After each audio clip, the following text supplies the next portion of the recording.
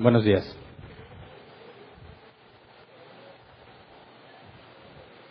Vamos a continuar con nuestro estudio de vivir en santidad. Hoy vamos a estudiar la parte 5. El nombre del tema es llevar la carga. Y quisiera hacer un breve resumen de lo que vimos el tema pasado, domingo pasado, en cuanto a la vivificación, para poder entrar en contexto a lo que vamos a estudiar hoy, ¿verdad? Esta sección de vivir en santidad es secuencial, ¿verdad? Si no has visto los primeros temas vas a tener dificultad en entender los que siguen. Así que hago un breve repaso de lo que hemos visto en la vivificación y un poquito antes para poder tener el contexto de lo que vamos a estudiar hoy, ¿verdad? Habíamos dicho que somos una nueva criatura. Cuando Dios te hace nacer de nuevo, eres un ser distinto, no eres un humano natural. Externamente, físicamente, eres igual, pero internamente fuiste renovado, ¿verdad? La parte espiritual fue renovada, pero sigues teniendo un cuerpo de muerte. La promesa que tenemos es que llegará el día en que Jesús regrese por nosotros y tengamos un cuerpo nuevo, el cuerpo glorificado. Seguimos siendo nosotros, pero al mismo tiempo distintos. Así que si Dios me santificó, que ya lo vimos en temas pasados, si Dios me eligió para salvación, llega un momento en el tiempo en que me hace nacer de nuevo. Soy una nueva criatura. Internamente me deleito en Dios y lucho con mi pecado. Si soy una nueva creación, entonces debo vivir en santidad. Y para vivir en santidad, debo morir a la carne y vivir para Cristo, ¿verdad? Mortificación y vivificación. Mortificación, someter los deseos de la carne.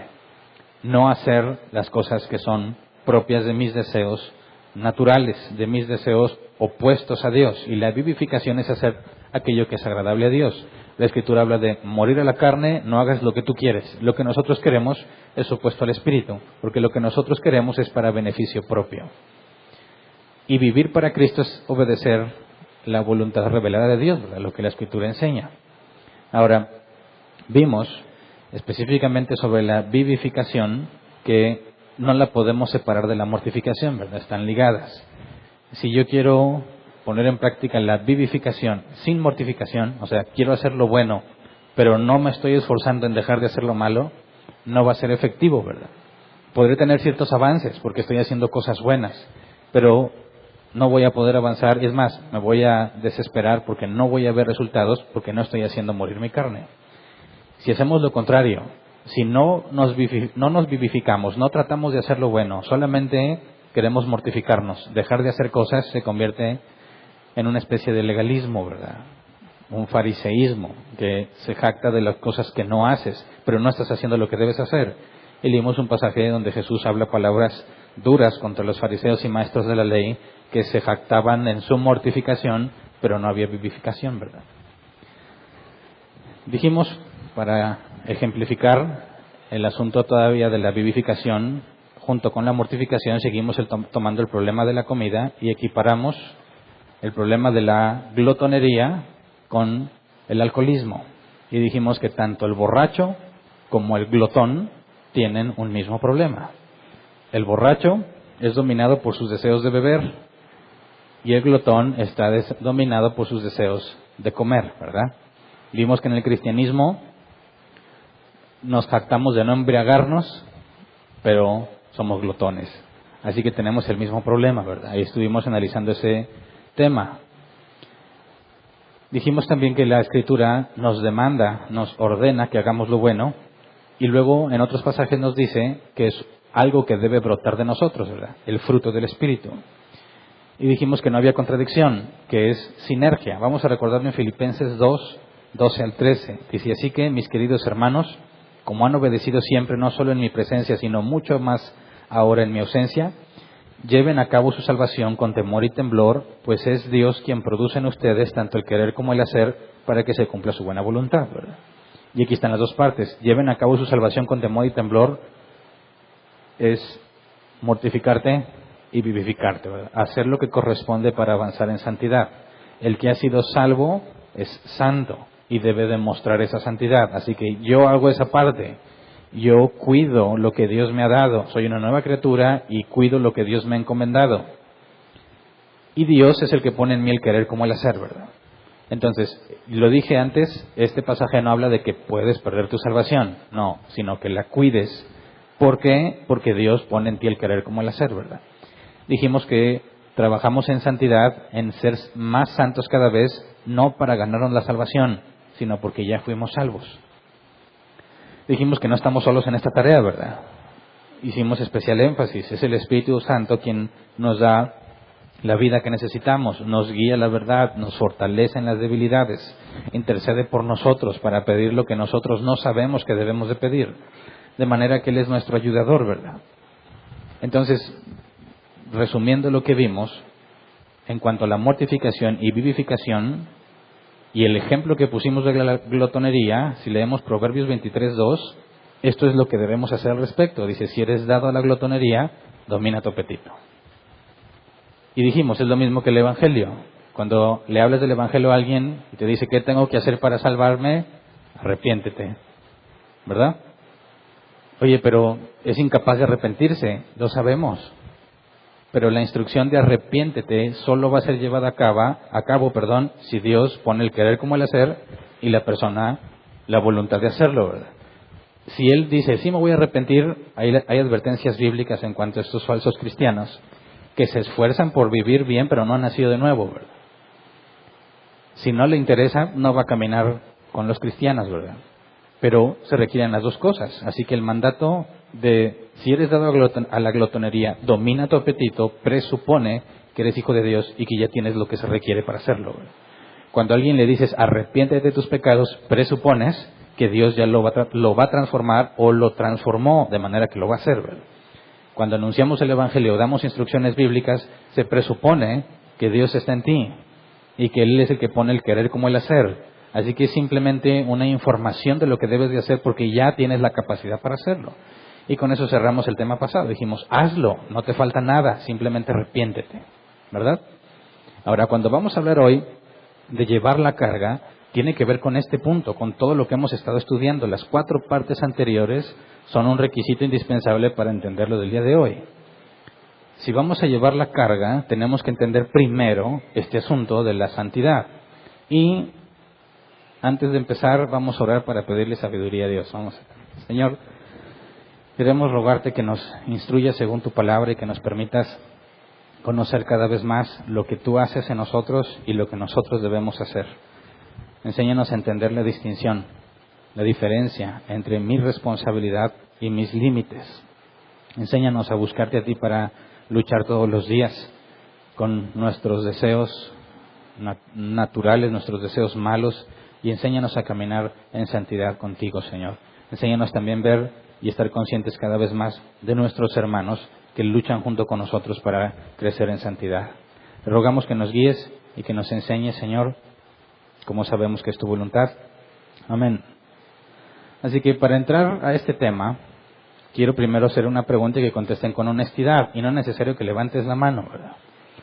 Mira, al llegar a esta 5ª parte, yo quiero saber quiénes están conmigo y quiénes solo están aquí. Es decir, estos temas de la santidad, ¿te han resultado dolorosos? ¿Difíciles de aceptar? ¿Se te remueve por dentro algo? Y tienes una mezcla entre entiendes, pero a la vez te molesta y te da coraje. ¿Sí o no? Eso es muy importante, ¿verdad? Porque ¿qué has hecho con ese dolor?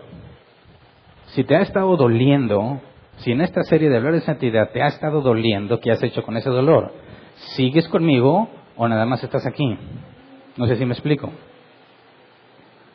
Si has llegado conmigo hasta aquí, podemos empezar a sacar conclusiones muy importantes, que es lo que vamos a ver hoy, ¿verdad? Si estás conmigo, significa que estás reconociendo que tienes un problema, que lo admites, que ese dolor lo estás trayendo a la luz. ¿Me explico? Porque lo más común es que no hagas eso. Por naturaleza humana no vas a hacer eso, no vas a venir a la luz, te vas a ocultar. Y siempre que confrontes a alguien con respecto a un error, a un pecado, bíblicamente hablando, vas a encontrarte respuestas comunes. No estoy hablando del mundo, estoy hablando de los cristianos. En el mundo siempre que tú le digas a alguien, eres malo, te va a decir que no, ¿verdad? Que es una buena persona, que no roba, que no mata, que no es traficante, que no es violador. Ellos difícilmente captan la pregunta de si estás haciendo algo malo, pero cuando les hablas a los hijos de Dios y les confrontas con algo que están haciendo mal, lo primero que esperas es que les duela, ¿verdad? Porque si no hay ninguna sola reacción, entonces estás muerto. Porque no estoy hablando cosas agradables, ¿verdad? Estoy hablando cosas dolorosas, verdades que duelen, y directas, sin rodeos. Así que te debe doler. Pero la reacción que vas a tomar con respecto a ese dolor es muy importante. Tienes dos caminos, la luz o las tinieblas. Yo sé que ningún cristiano dice, no, yo voy a seguir las tinieblas, porque se oye muy satánico, ¿verdad? Pero en la práctica sí lo hacemos. Mira, a mí me da mucho gusto que en estas semanas que hemos estado hablando de santidad he visto cambios importantes que espero, como decimos los mexicanos, no sean llamaradas de petate, ¿verdad? Esta llamarada de petate es algo que enciendes este material que se inflama de inmediato, pero luego se acabó, ¿verdad? Es un flamazo y ya fue todo lo que pasó. A raíz de estos temas, muchos han tomado conciencia en cuanto a su comida y ya empezaron a mortificarse en el sentido bíblico y a vivificarse. Se ve. Tuvimos una cena hace poco en mi casa y cuando llegamos y pues ¿qué vamos a cenar? Nos veíamos unos a otros. Era una fiesta, así que nos concedimos, dado que toda la semana nos estuvimos absteniendo y mortificando, nos concedimos unos tacos. Pero con jugo de frutas. Y nos veíamos. Oye, es el primer refresco que me estoy tomando en toda la semana y es porque es una fiesta, ¿verdad? Esas cosas no sucedían antes, ¿verdad? Ahora están empezando a percibir y empiezan a platicar, bueno, sí, es que yo ya me estoy limitando, yo ya empecé una dieta, yo ya estoy cambiando estos hábitos. Qué bueno que hay cambios, ¿verdad? Pero también, al respecto de estas situaciones, te vas a encontrar reacciones desfavorables, las personas reaccionan en base a ese dolor de una manera distinta, negativa o destructiva. En lugar de decir, sí, estoy en el barco, yo también tengo el problema, ya lo reconocimos, estoy a la luz. Yo fui el primero que lo confesé, ¿verdad? Yo fui el primero, antes de hablar de esto, yo dije, yo doy un paso, aquí estoy en la luz, esto es un problema mío, ¿verdad? Y conforme he ido hablando, tú tienes la decisión de venir a la luz o de quedarte en la oscuridad. Quedarte en la oscuridad significa decir, no pasa nada. O nadie sabe. El problema es que el ejemplo que yo puse, y por eso lo elegí también, es que no puedes ocultarlo, ¿verdad? Si tienes un problema de comida, se ve, ¿verdad?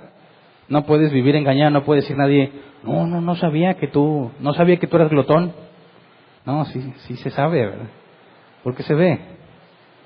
Entonces, las tinieblas no es un lugar físico, ¿verdad?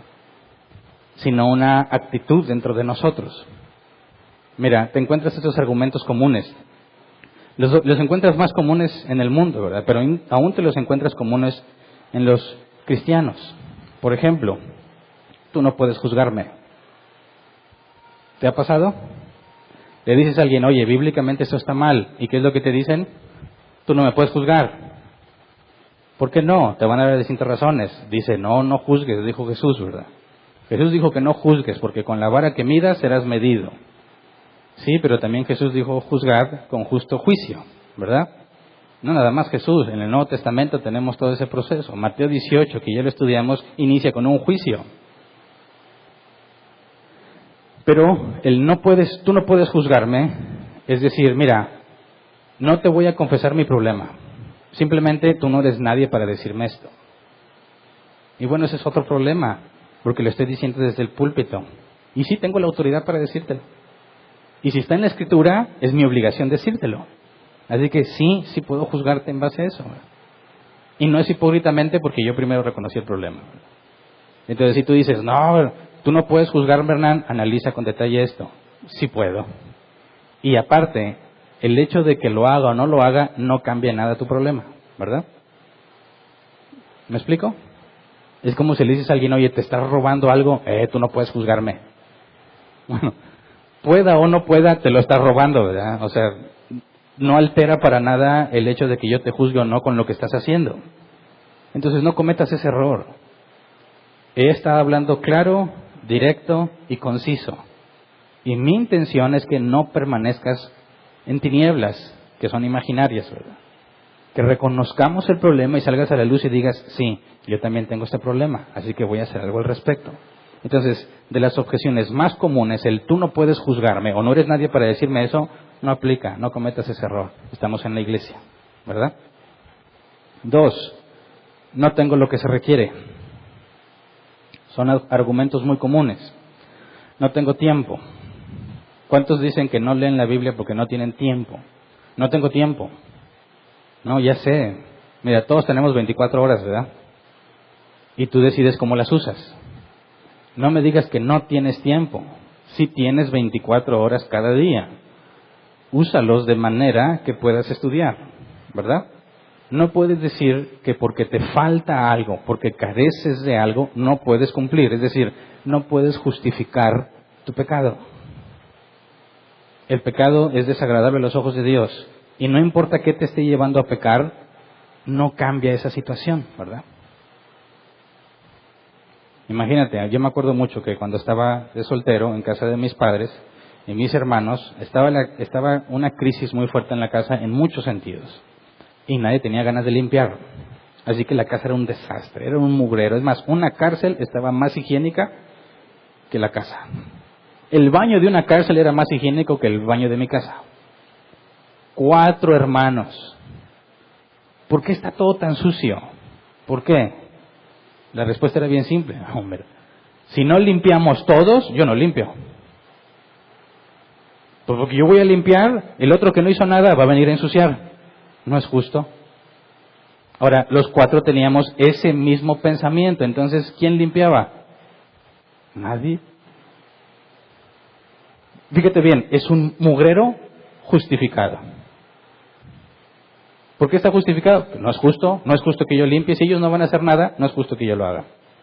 Ahora, el hecho de que sea injusto que yo lo haga, ¿hace que ese mugrero desaparezca o se convierta en algo limpio?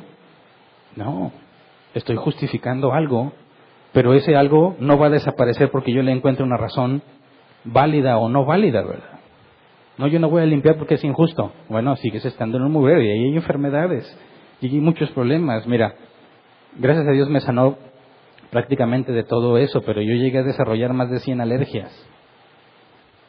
O sea, médicamente hablando, fui a hacerme un examen para que me checaran cuántas alergias tengo. Me pusieron 100, no sé quién haya ido, 100 sustancias distintas, de cosas que ni me imaginaba, ¿no? Pues un poquito de pasto, un poquito de cucaracho, un poquito de perro, un poquito de gato, un poquito de polvo, y así, 100 picotazos.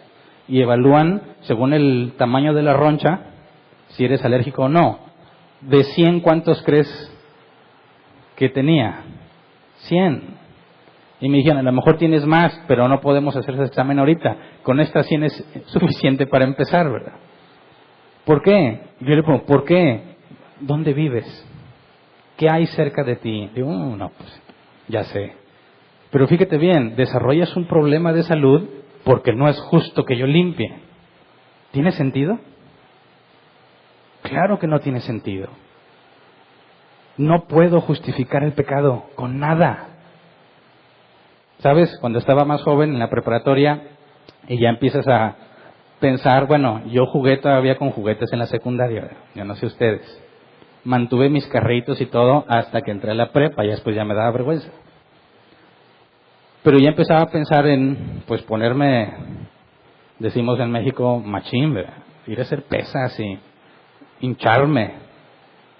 Y yo le preguntaba a mis amigos, ¿y tú? Yo voy al gimnasio. ¿Cuál gimnasio? Aquel. ¿Y cuánto te cobra? No, pues tanto. No, yo no tenía nada de dinero. Y yo decía, pues, y me decía papá, oye, ¿por qué no te pones a hacer ejercicio? Yo no tengo dinero. ¿Y para qué quieres el dinero? Yo no tengo dinero para ir al gimnasio. Dijo, ¿y eso qué? Mis hermanas todavía consumían esos botes de leche nido, ¿quién se acuerda? Le dijo, papá, ¿qué trae? Le echó piedras, tierra, no sé cuántas, la tapó, le puso un tubo, 2, ahí están tus pesas. ¿Alguna vez alguno de ustedes hizo algo así? Pero, ¿necesitamos dinero? No, no necesite dinero. Como quiera no hice pesas, ¿verdad? Pero mi excusa, mi justificación para no hacer lo que yo quería, que en este caso bíblicamente, para hacer lo correcto, decía, pues no tengo dinero. Salió el tema pasado. No como saludable porque no tengo dinero. No hago ejercicio porque todos mis amigos son gordos. No leo la Biblia porque no me junto con cristianos. No hago lo bueno porque nadie me enseña. Justificaciones, justificaciones, justificaciones. No puedes justificar tu pecado. ¿Verdad? 3 cosas. Tú no puedes juzgarme. Tengo muchas cosas que hacer, no tengo tiempo o no tengo lo que se requiere. Por eso la base que pusimos es que naciste de nuevo, tienes el Espíritu Santo, tienes todo lo que se requiere. Lo único que te falta es arrepentirte. ¿Verdad?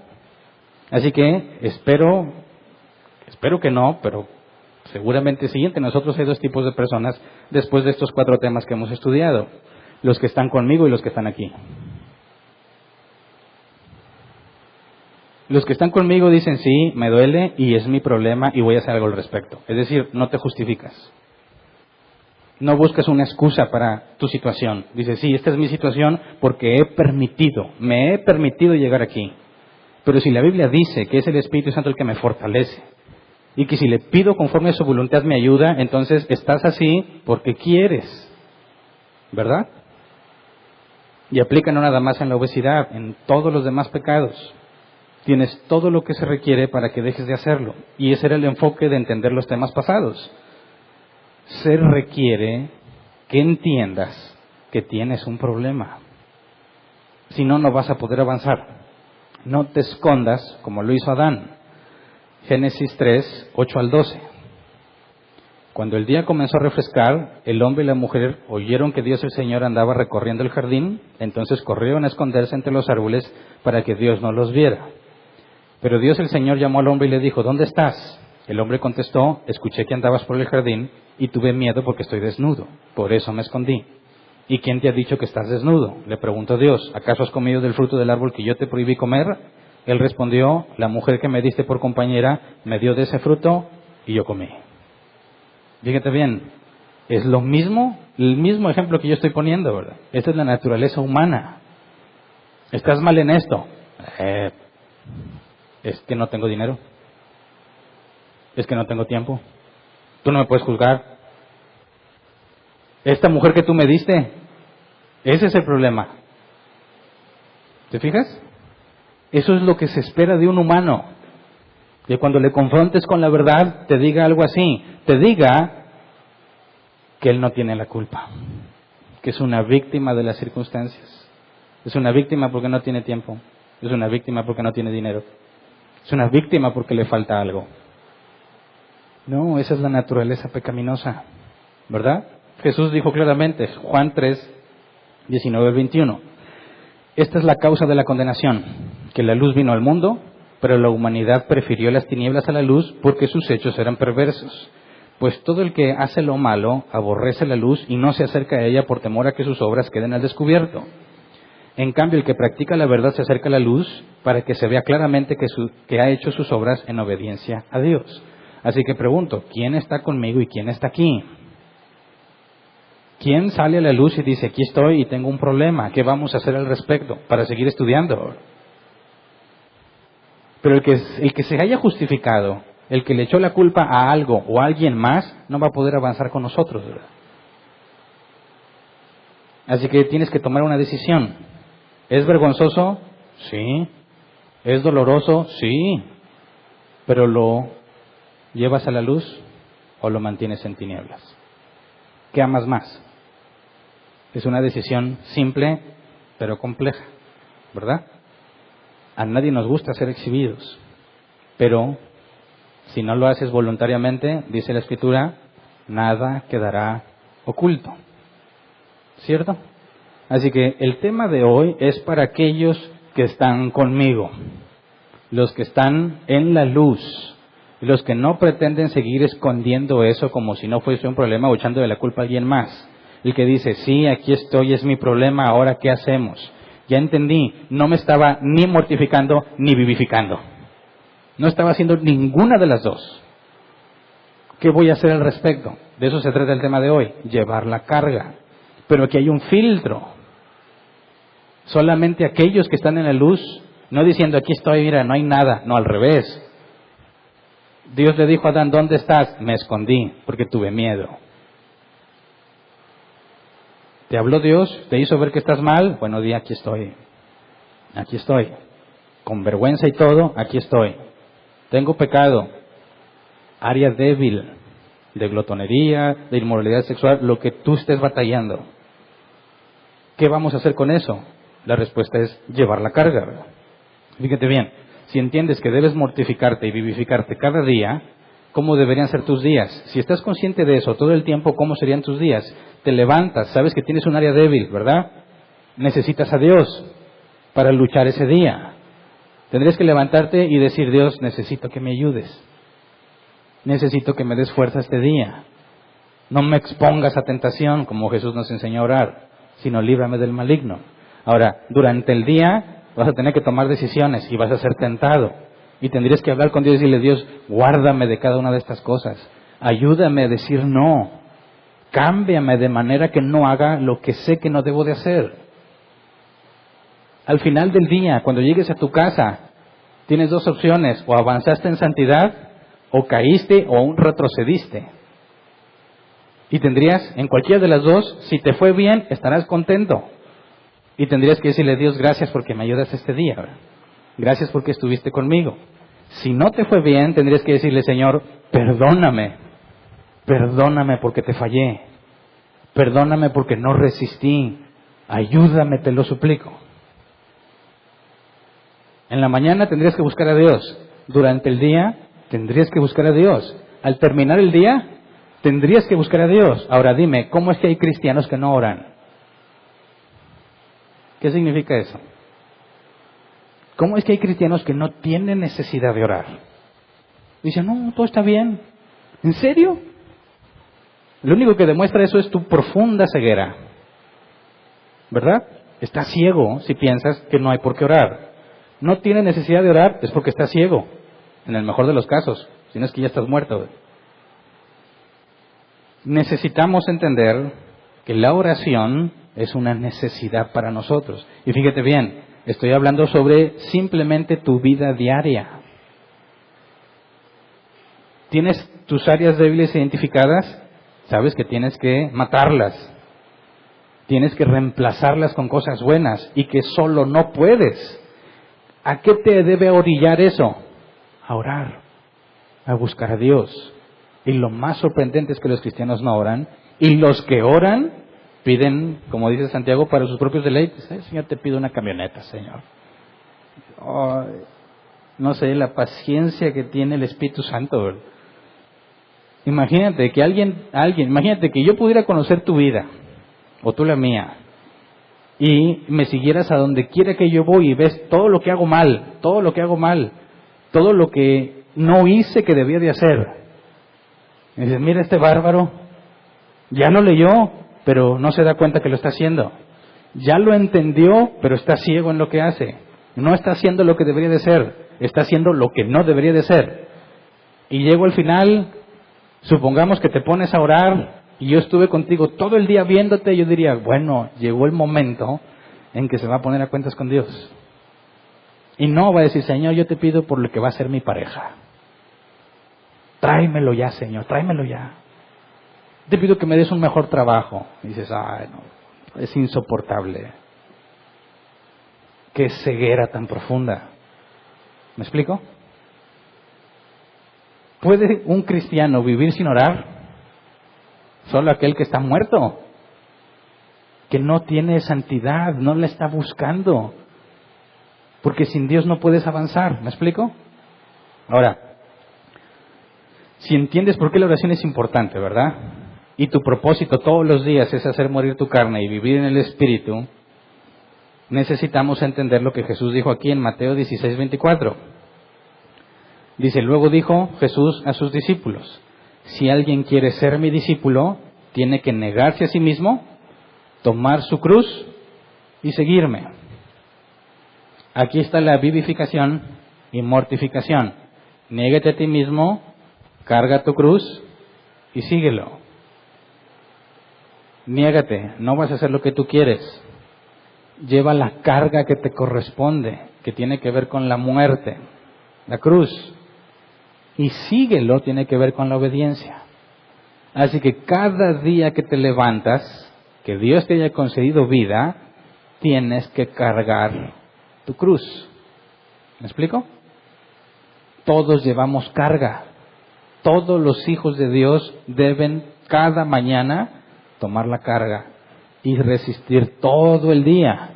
Cuando llega a su casa le dice, me voy a dormir, así que suelto un rato la carga.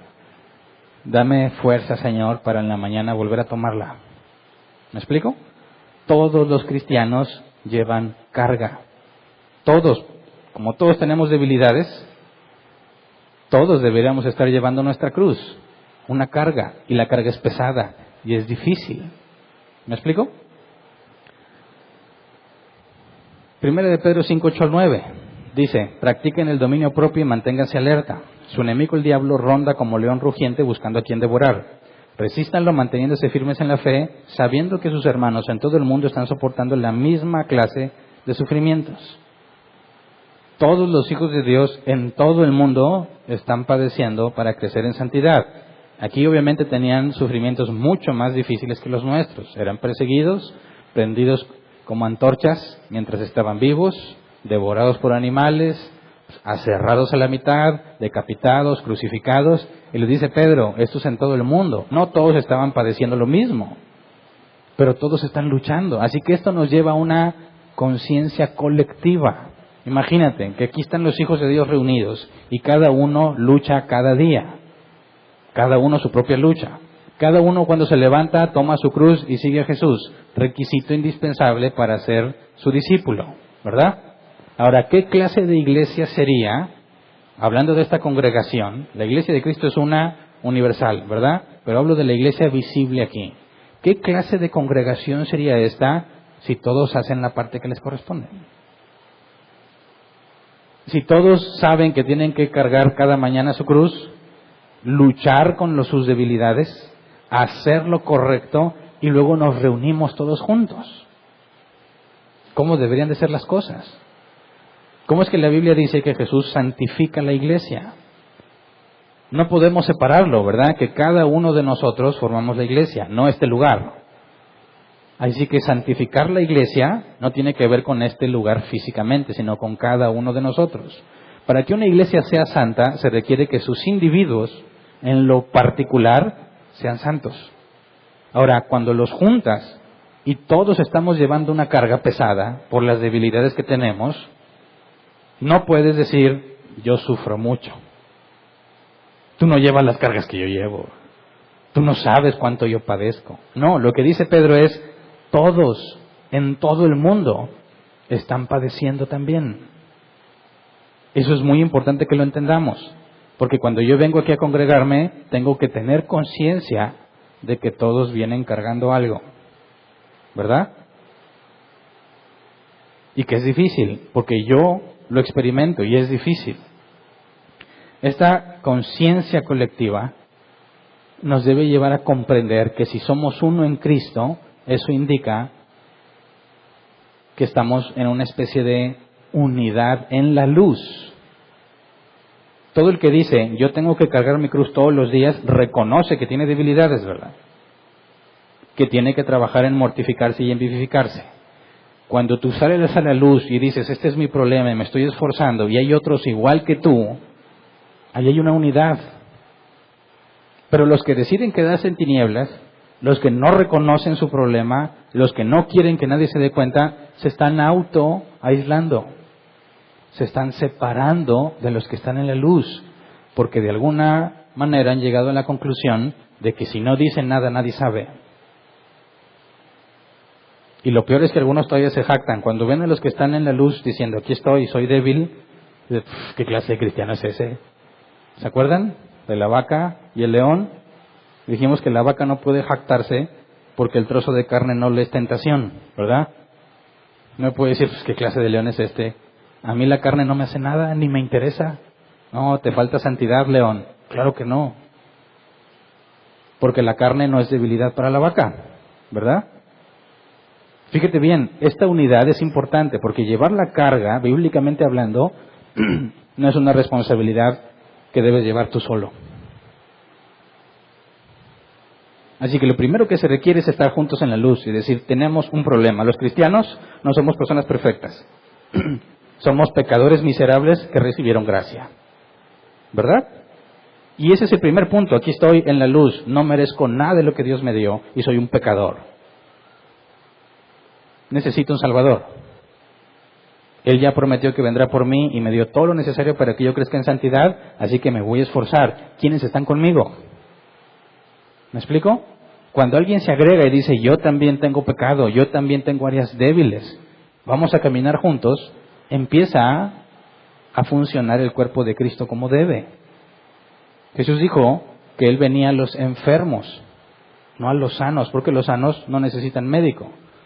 Y cuando hablaba de estos sanos, son aquellos que piensan que no tienen problema, ¿verdad? Y que no necesitan eso. Son los que no quieren ser exhibidos, no quieren ir a la luz, no quieren confesar que son débiles. Y piensan que el no confesarlo les ayuda a aparentar ser fuertes. Así que no, todos los días los cristianos llevamos una carga y cuando nos reunimos los que estamos llevando cargas. Y que debemos estar conscientes que los demás están batallando. Quizás en este día vienes contento porque avanzaste en la semana, otros vienen tristes porque retrocedieron. Pero no sueltan la cruz, la siguen cargando todos los días, confiando en que es fiel el que nos llamó, como dice la Biblia. ¿Me explico?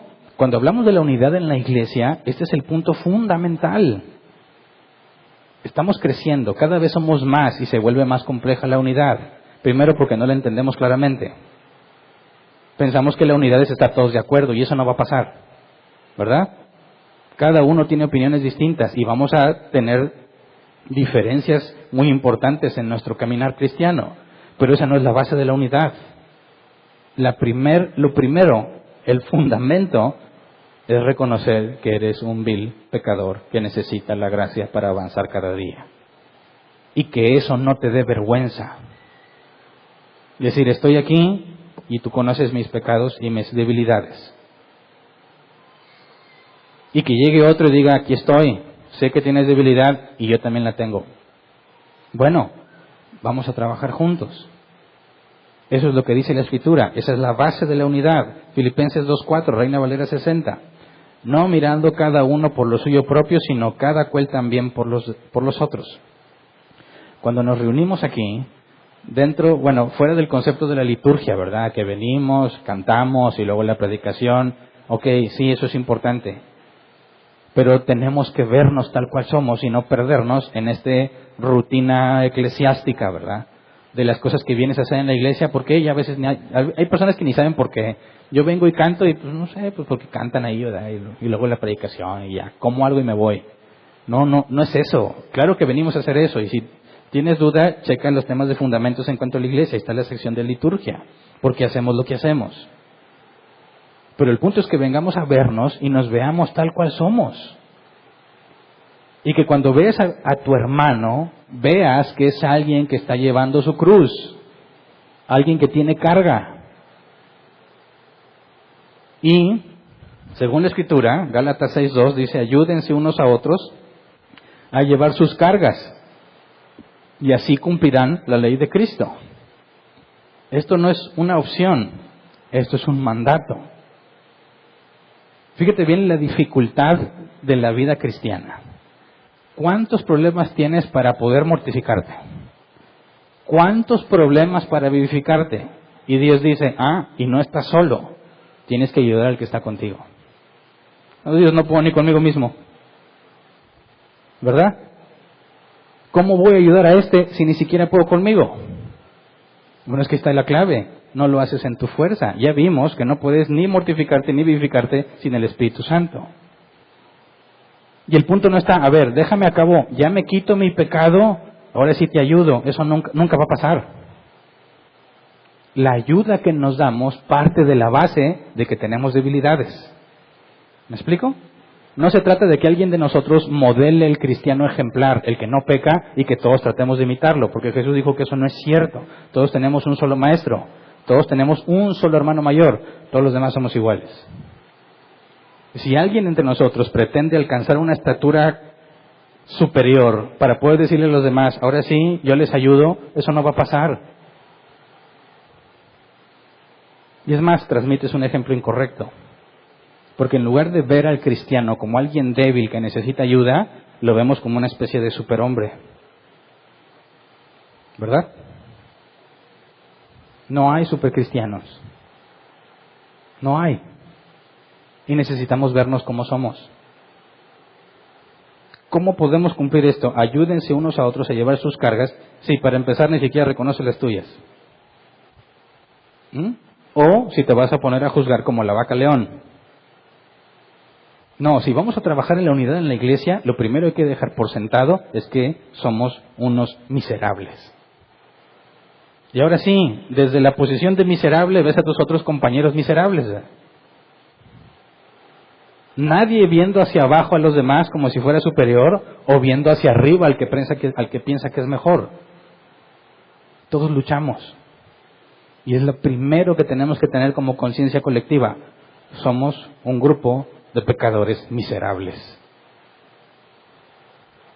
En la luz, sin ocultar el pecado. Ahora, ¿cómo te ayudo? Tengo mucha carga con mis propios problemas. ¿Cómo te ayudo? ¿Cómo le hago? Si yo te digo, tú deténme mi cruz y yo te detengo la tuya, no se puede. ¿Verdad? ¿Cómo le haces para llevar tu cruz y ayudarle a él? ¿Cómo le hacemos? De eso se trata. Mira, ¿cuáles son las cargas que hay que llevar según Gálatas 6? Analicemos el contexto porque nos debe dar claridad. Gálatas 6, 1 al 5.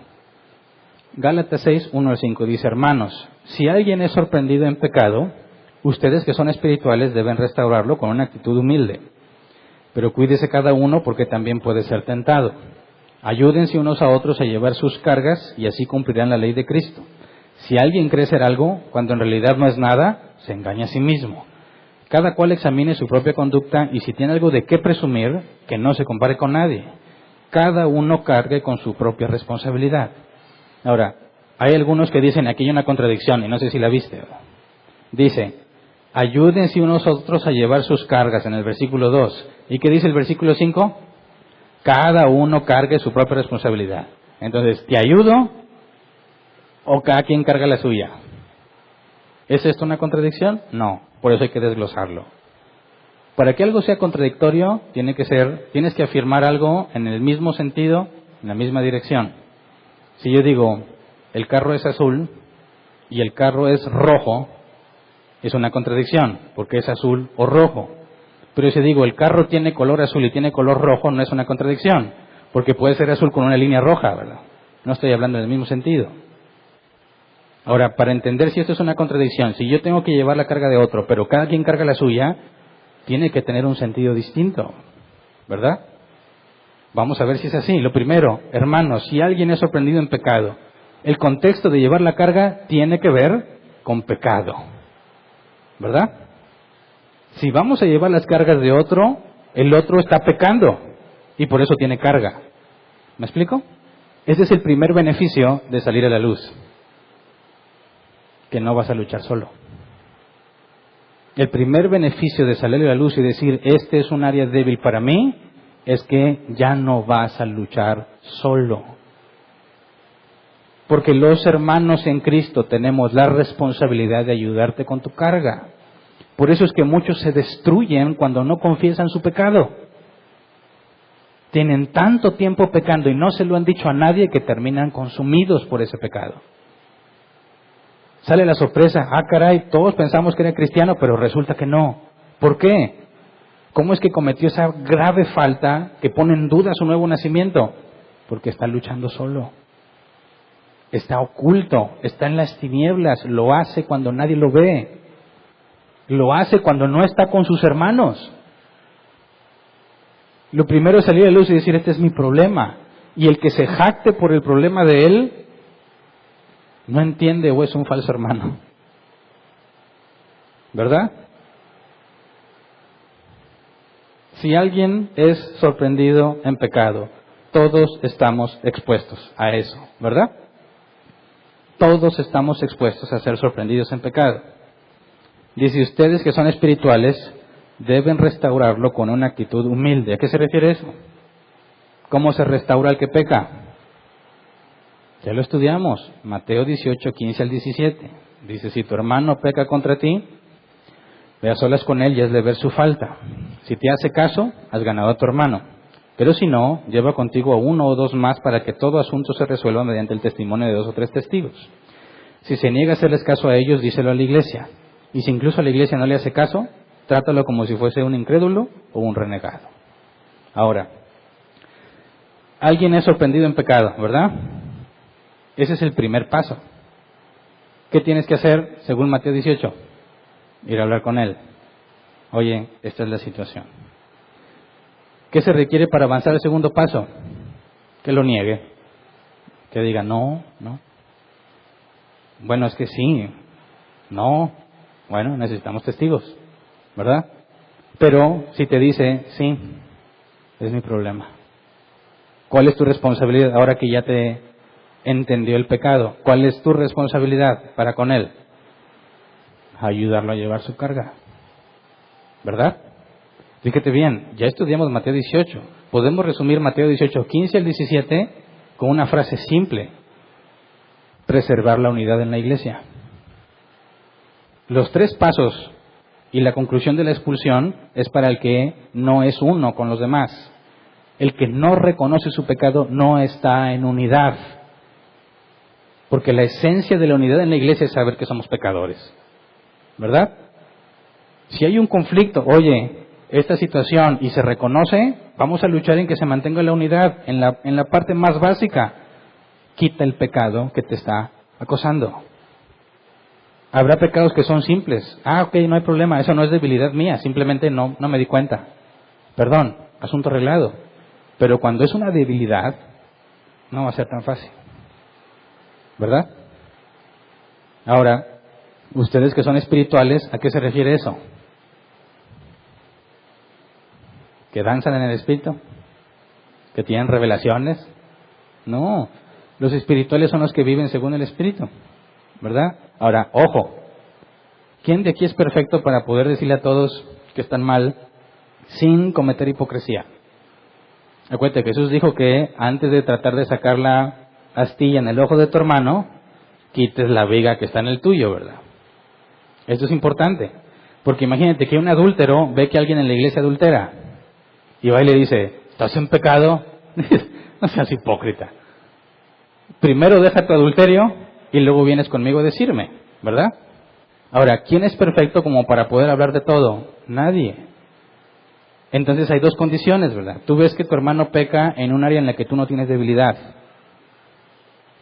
O está pecando en la misma área que tú. Ahora, si tu hermano pega contra ti, ve. No dice, espérame, ¿tú estás pecando o no? No, ve. Oye, pero yo también tengo ese problema. Sí. Pero pues él está pecando, ¿yo qué le voy a decir? Acuérdate, Mateo 18 tiene que ver con la unidad. Tienes que decirle, veo que tienes la misma debilidad que yo. Trabajemos juntos. Es pecado. ¿Estás consciente? Yo estoy consciente. ¿Tú estás consciente? Sí. Vamos a llevar la carga juntos. ¿Me explico? Vamos a rendirnos cuentas. ¿Cuál es tu problema? ¿Que pecas cuando estás solo? Vamos a hacer algo para no quedarnos solos. ¿En qué horarios estás solos? Vamos a vernos o a hablarnos o, si no se puede, cada fin de semana rendir cuentas. ¿Qué pasó? ¿Qué hiciste? ¿Caíste o no caíste? Que sepas que alguien te está viendo, que estás en la luz. Que estás en la luz y alguien te está viendo, porque ya te olvidaste de que Dios te ve. Te apoyes con tu hermano para que sea parte de la luz.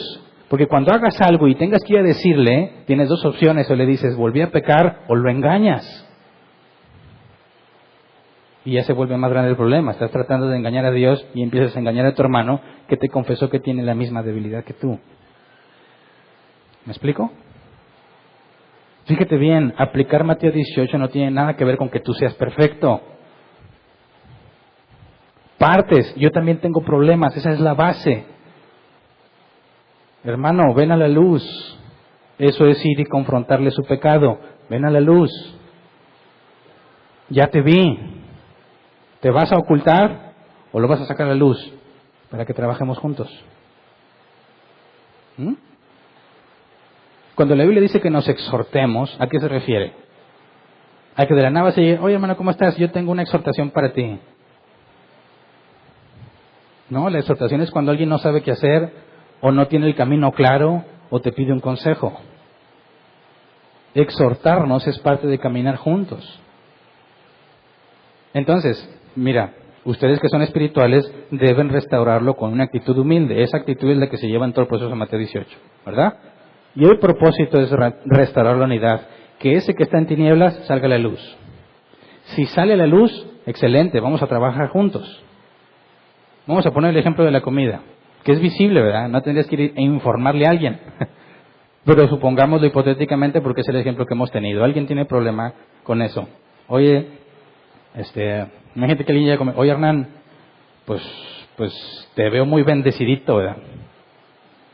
Digo, ya me pasó. Han venido personas a visitarnos de otros lugares que habían visto los videos de árbol plantado de hace tiempo. Y cuando me vieron le dijeron, oye, Hernán, te veo muy repuestito. Pues sí se siente raro, ¿verdad? ¿Comparado con quién? Con tus videos del año pasado. Ah, caray. A ver, y sí se ve la diferencia, ¿verdad? Ahora tengo dos opciones. Le digo, ¿tú no puedes juzgarme? O le digo, no, es que no tengo tiempo. O no tengo dinero. ¿Qué gano? Le digo, no, sí, ¿sabes qué? Tienes razón. Necesito hacer algo al respecto, ¿verdad? Ahora, yo puedo decirle ahí, y por ende estar pensando, no, sí, le voy a echar ganas. Y me dura 2 días. Y ya otra vez vuelvo a hacerlo. Eso prácticamente de nada va a servir que me hayan venido a decir, ¿verdad? Porque en cuanto me dejen solo, yo voy a volver a comer. Sigo en las tinieblas, no viene la luz. ¿Me explico? Cuando alguien viene y me dice hey, sal a la luz. Así que no me puedo volver a esconder. Tengo que rendirle cuentas. ¿Me explico? Oye, desde que me dijiste he hecho algo al respecto.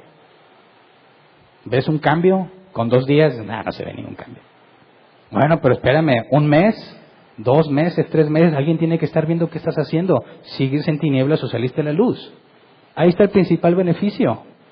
Tu hermano te ayuda a llevar la carga. Porque si yo ya no me puedo esconder como me escondía, va a ser más difícil. Porque tengo que ir a decirle, oye, sí te había dicho que iba a cambiar, pero no lo estaba haciendo. Eso es peor, ¿verdad? Pero hay personas que aún así no cambian. Ah, sí, y no es cierto, y no es cierto, y no es cierto. Decide seguir en tinieblas. ¿Qué se tiene que hacer? Siguiente paso en Mateo 18. Testigos. ¿Me explico? ¿Para qué son esos testigos? Para que haya más luz. Ya hay más personas que lo ven. Es más difícil que te ocultes. ¿Se entiende? Una cosa es que alguien esté supervisando lo que yo hago y me lo puedo cuentear, y otra cosa es que haya 3 más.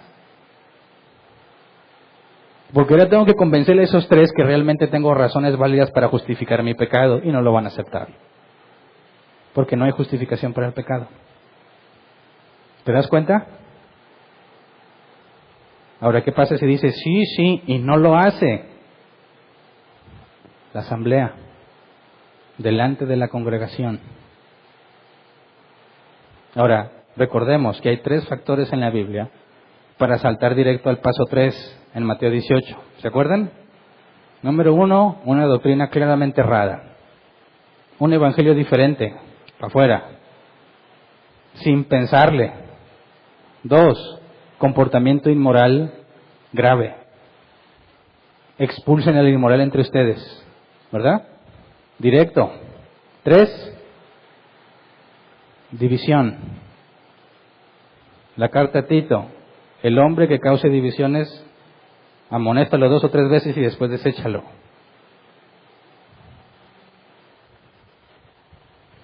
No me decís, oye hermano, estás en adulterio. No, voy a empezar a trabajar, mira, poco a poco voy a ver menos a la otra. No aplica ahí, ¿verdad? Es, lo dejas o vas para afuera, así de simple, porque es una falta grave. Dijo Pablo que ni aún entre los gentiles se nombra. Entonces tenemos que tener criterio, ¿verdad? Estoy hablando de cosas en las que se requiere trabajar poco a poco y no son esas faltas, ese 3 tipos de falta grave. Llegas al tercer paso por una falta que no es muy grave, eso ya indica que tú quieres estar en tinieblas. Y es la última esperanza para hacerte ver que tienes que salir a la luz. Salir a la luz es decir, aquí estoy, lo necesito, enséñenme a controlarme porque no puedo. Esa es parte de la disciplina que dice la Escritura, la disciplina que pone el Señor. Y es puesta también por medio de los hombres, con la autoridad que Dios ha dejado en la iglesia, los ancianos. Dado que no puedes contigo mismo, te tienen que poner ciertos requisitos para que te mantengas en la luz, porque en cuanto estás en tinieblas tantito, vuelves a pecar. Hay que traer la luz ya, y se entera toda la iglesia. Todos lo saben ahora, estás expuesto totalmente. ¿Te vas a atrever a seguir buscando la oscuridad? Si después de eso te atreves, dice Jesús, tenlo por gentil y publicano. No es nuestro hermano. Vete de aquí. ¿Por qué? Porque persistes en vivir en oscuridad. ¿Cómo podemos tener unidad contigo? ¿Cómo podemos ser uno si persistes en estar en oscuridad? Por eso la base es la luz. ¿Me explico? Ahora, llevar las cargas, según Gálatas, si alguien es sorprendido en pecado, ustedes que son espirituales deben restaurarlos con una actitud humilde. Pero cuídese cada uno porque también puede ser tentado. O sea, aguas, ¿verdad? No te jactes porque él cayó ahí. Tú tienes otras áreas en las que puedes ser tentado. Ayúdense unos a otros a llevar sus cargas. La palabra cargas, bastazó. Levantar, llevar o soportar, según la concordancia Strong. El diccionario Thayers dice así: levantar con las manos, poner algo sobre ti para llevarlo mientras lo cargas. Y ahí está la ilustración de Jesús. Quien quiera ser mi discípulo, tome su cruz cada día y sígame. ¿Te das cuenta? Está hablando de alguien que dijo, sí, estoy en pecado, tengo una enorme carga que llevar. ¿Cuál es mi responsabilidad? Te ayudo. ¿Cómo te ayudo? Si yo tengo la mía. Ya dije, no le puedo decir, bueno, aquí dejo un poquito la mía y ahora te ayudo a ti. Ya estás en pecado porque soltaste tu cruz. ¿Verdad? ¿Cómo le hacemos? Nos apoyamos y la cargamos juntos. ¿Me explico? Ninguno de las dos suelta su cruz, pero nos apoyamos, nos rendimos cuentas. Me tienes que confesar lo que estás haciendo y yo te lo confieso a ti. De esa manera no me voy a poder ocultar. Cuando metes a los testigos, si son 2 o 3, ya tienes a 5, cada uno cargando su cruz, pero ayudando a los demás. ¿Me explico? Dice, y así cumplirán la ley de Cristo. ¿Cuál es la ley de Cristo? Pablo nos lo dice en el capítulo anterior, Gálatas 5:14. En efecto, toda la ley se resume en un solo mandamiento: ama a tu prójimo como a ti mismo. Jesús dijo que se resumía en 2, ¿verdad? Pero en el contexto de Gálatas, dado que ellos querían obedecer la ley para ganarse el Señor, dice, no, se trata en cómo tratas a tus semejantes. Y que no es una contradicción, están haciendo enfoques distintos. Toda la ley se resume en un solo mandamiento: ama a tu prójimo como a ti mismo. Y sabemos que este amor es ágape, ¿verdad? Por decisión, no es una emoción, no es algo que sientes, es algo que decides. Juan 13:34-35, palabras de Jesús: este mandamiento nuevo les doy, que se amen los unos a los otros. Así como yo los he amado, también ustedes deben amarse los unos a los otros. De este modo, todos sabrán que son mis discípulos, si se aman los unos a los otros. ¿Cómo le muestras amor a tu hermano sin relacionarlo con un sentimiento? Ayudándolo a mantenerse en la luz. ¿Verdad? Todos necesitamos de esa ayuda. Primera de Juan 3, 11 al 18. Este es el mensaje que han oído desde el principio, que nos amemos los unos a los otros. No seamos como Caín, que por ser del maligno asesinó a su hermano. ¿Y por qué lo hizo? Porque sus propias obras eran malas y las de su hermano justas. Aquí es una advertencia, ¿verdad? Fíjate bien, si entre nosotros alguien no quiere salir a la luz, ¿de qué nos está hablando aquí Juan? Aguas, no vaya a haber un Caín entre nosotros, que se enoje con los que están en la luz. Ese es un argumento muy común. Ay, ustedes se creen mejores. ¿Por qué? Ay, ustedes se la dan de muy santos. ¿Por qué? Mira, tengo debilidad, no lo oculto, trabajemos juntos. No estoy suponiendo que soy mejor. Al contrario. Pero lo que dice, ¿por qué mató Caín a Abel? Porque sus obras eran malas y las de Abel eran justas. Hay personas que no quieren reconocer su pecado y se enojan con los que ya lo reconocieron. ¿Por qué? Porque les da coraje que no están con él. El que quiere permanecer en la oscuridad la va a defender con uñas y dientes. Y se va a enojar contigo cada que tú le quieras llevar la luz. Se pueden poner agresivos. Esa es la advertencia. No seas como Caín, que porque tú lo estás haciendo mal, quieres hacerle algo a los que lo hacen bien. ¿Me explico? Versículo 3, hermanos, no se extrañen si el mundo los odia. Nosotros sabemos que hemos pasado de la muerte a la vida porque amamos a nuestros hermanos. El que no ama permanece en la muerte. Todo el que odia a su hermano es un asesino, y ustedes saben que ningún asesino permanece en la vida eterna. En esto conocemos lo que es el amor, en que Jesucristo entregó su vida por nosotros. Así también nosotros debemos entregar la vida por nuestros hermanos.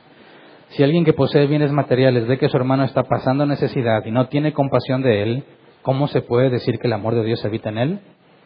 Queridos hijos, no amemos de palabra ni de labios para afuera, sino con hechos y de verdad. O sea, que el amor se demuestra con acciones. Luego, regresando a Gálatas, dice Pablo, si alguien se cree ser algo cuando en realidad no es nada, se engaña a sí mismo. Si tú ves que tu hermano tiene debilidad y tú piensas que eres mejor, te estás engañando, estás ciego. Y lo peor que puede hacer un ciego es asegurar que ve, ¿verdad? Si tú no ves, lo más sabio que puedes hacer es decir, yo creo, ¿verdad? Si te jactas en lo que tú mismo ves, estás siendo sabio en tu propia opinión. Dice, cada cual examine su propia conducta y si tiene algo de qué presumir, que no se compare con nadie. Ahora, la palabra presumir en nuestro idioma tiene un contexto negativo, ¿verdad? Pero no es lo que dice el original. La palabra original es kauquema y tiene un sentido positivo y un sentido negativo. Fíjate, cada cual examine su propia conducta. ¿Qué estás haciendo tú? Si tienes algo de qué presumir, no te compares con nadie. Ok, me examino a mí mismo. Debo encontrar áreas débiles. Todos, ¿verdad? Pero quizás no encuentre tantas áreas débiles como otros. Ahora, ¿eso es algo que deba presumir? Bueno, en nuestro idioma no, pero en griego sí. Porque la palabra presumir se traduce como exultación. Y cuando yo vi exultación dije, se habrán equivocado, no es exaltación, pero no, es exultación. Así que busqué en un diccionario qué es exultación. Y dice el diccionario que es la manifestación de gran alegría o satisfacción por haber realizado algo. Y dice el diccionario Helps de la palabra en griego, lo que se traduce como presumir es exultación. En sentido positivo, cuando uno se exulta en Dios. En sentido negativo, cuando uno se exulta en sí mismo. O sea, yo puedo ver hacia adentro y ver que Dios me ha permitido avanzar y me puedo sentir contento. Esa es la exultación en Dios, sabiendo que me ha ayudado y que he avanzado. Pero la exultación que menciona aquí Pablo es esa, ¿verdad? Si tienes de qué presumir, no te compares con nadie. No te está hablando de algo negativo, te está hablando de algo positivo. Si tú ves hacia adentro y ves que estás avanzando, alégrate, qué bueno, pero no te compares con nadie. Al momento en que yo me compare con el otro, ya es una exultación negativa. Porque en lugar de agradecerle a Dios por lo que ha hecho en mí, voy a decir, uy, yo soy mejor que Él. Y ya lo centraste en ti. ¿Me explico? Que cada uno cargue con su propia responsabilidad. ¿Has conocido personas que te piden ayuda, pero se acomodan? ¿Alguna vez le ayudaste económicamente a alguien que estaba en dificultad y luego ese que le estabas ayudando se acomodó, como decimos acá en México, hizo concha? ¿Qué hora está esperando que le traiga su ayuda? Siempre, ¿verdad? Oye, déjame te ayudo y le ayudo esa semana. Y luego la otra semana, déjame le ayudo otra vez. Y ya está muy mono esperando que venga la tercera semana. Y si no fuiste, oye, ¿qué pasó, hermano? ¿Me quedaste mal? ¿Cómo que te quedó? Pues mira, cada semana me traías ayuda, ¿ya no me ayudaste? Oye, pues es que no es mi obligación. ¿Dónde está el amor en Cristo? Y dice, si tú ves a tu hermano en necesidad y tienes con qué ayudarle y no le ayudas, estás mal. No, por eso, gracias a Dios, Pablo pone aquí, cada uno cargue con su propia responsabilidad. Una cosa es que yo te ayude y otra cosa es que quieras que yo la cargue. ¿Me explico? Nadie podría decir, no, pues mira, yo no avanzo en santidad porque Hernán no me enseña. Si no, no, yo te ayudo, ¿verdad? Pero la responsabilidad es tuya. Es como cuando estábamos en doctrina errada. ¿Por qué tenías doctrina errada? Porque me enseñaron mal. No es cierto. Por negligente, por eso, que no lees la Biblia. La responsabilidad es tuya. Que otros te ayuden es un extra. Pero es tu responsabilidad. Así que, si vamos a aplicar Mateo 18, estás dispuesto a llevar la carga, ¿verdad? Si la reconoce. Si sale a la luz. ¿Cuántos están conmigo y cuántos están aquí? Estamos creciendo. Cada vez es más complicado mantenernos en unidad. Necesitamos asegurarnos que todos estemos en la luz, en lo más básico. Que nadie venga aquí con una actitud de superioridad, con una actitud fariseica. Que nadie venga ni a tratar de convertirse en un ídolo, ni a idolatrar a alguien. Porque si tú pones a alguien encima del estándar de lo que dice la Biblia, que es un humano, tú estás cometiendo pecado de idolatría. Y si tú permites que hagan eso contigo, tú estás haciéndolo pecar de idolatría. Todos tenemos las mismas fuerzas en nuestra naturaleza humana, el mismo Espíritu Santo en nosotros, pero no las mismas debilidades. Cada uno de nosotros va a enfrentar cosas distintas, todos, y necesitamos reconocerlo. Así que, Eclesiastés 4:9 al 12, que normalmente se lo aplican a las parejas en matrimonio, dice, más valen dos que uno, porque obtienen más fruto de su esfuerzo. Si caen, el uno levanta al otro. Ay de aquel que cae y no tiene quien lo levante. Si dos se acuestan juntos, entrarán en calor. Uno solo como va a calentarse. Uno solo puede ser vencido, pero dos pueden resistir. La cuerda de 3 hilos no se rompe fácilmente. Esto siempre lo relacionan con los matrimonios, sobre todo porque se acuestan juntos, ¿verdad? Pero el contexto no está hablando de un matrimonio, ¿verdad? Si estás en un lugar desértico y llega la noche, tienen que dormir juntos, pero no revueltos, para mantener el calor. Ese es el beneficio de pertenecer a una congregación bíblica donde hay luz, donde el pecado se habla directamente y se exhibe, puede haber luz. Y si estamos en la luz, dos somos mejor que uno. No vas a enfrentar tú solo el pecado. ¿Me explico? Santiago 5:19 al 20. Hermanos míos, si alguno de ustedes se extravía de la verdad y otro lo hace volver a ella, si alguno de ustedes se extravía de la verdad y otro lo hace volver a ella, recuerden que quien hace volver a un pecador de su extravío, lo salvará de la muerte y cubrirá muchísimos pecados. ¿Sí se entiende cómo haces esto? Llevando la carga junto con él. Si tú me ayudas y buscas que yo permanezca en la luz y evitas que yo permanezca oculto en mi pecado, me estás dando vida, ¿verdad? Si yo hago eso contigo, te estoy dando vida. Cuando tú vayas con alguien más, puede que se enojen, ¿verdad? Puede que se enojen. Pero ¿cuál es nuestra responsabilidad? Traer luz. Por último, Juan 17, 15 al 23. La oración sacerdotal de Jesús antes de morir. Jesús dice que esta unidad es testimonio para el mundo. No te pido que los quites del mundo, sino que los protejas del maligno. Ellos no son del mundo, como tampoco lo soy yo. Santifícalos en la verdad. Tu palabra es la verdad. Como tú me enviaste al mundo, yo los envío también al mundo, y por ellos me santifico a mí mismo, para que también ellos sean santificados en la verdad. No ruego solo por estos, ruego también por los que han de creer en mí, por el mensaje de ellos, para que todos sean uno. Padre, así como tú estás en mí y yo en ti, permite que ellos también estén en nosotros, para que el mundo crea que tú me has enviado.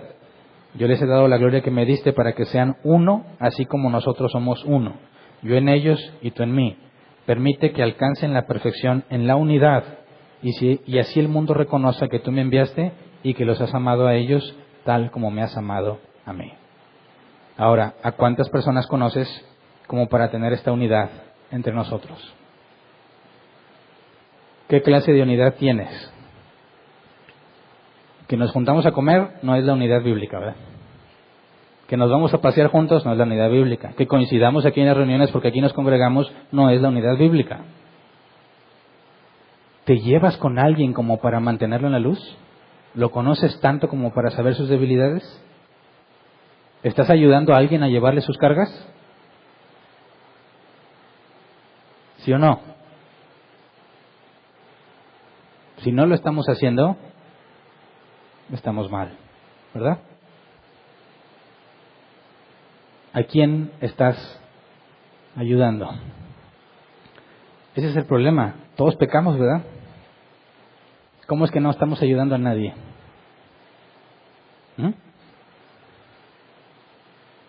Hermanos, mientras más somos, más peligrosa es la unidad, más difíciles, más fácil es que nos desviemos, más fácil se crea división, más fácil se hacen bandos.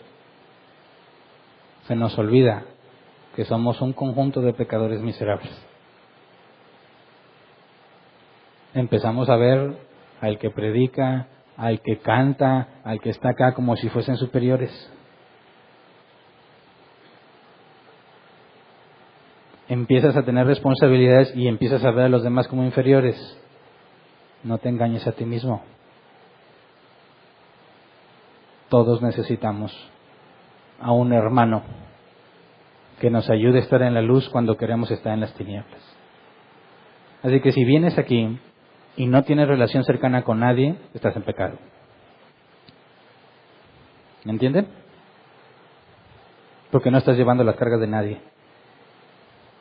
Si vienes aquí y no buscas relacionarte más con los demás, estás en pecado.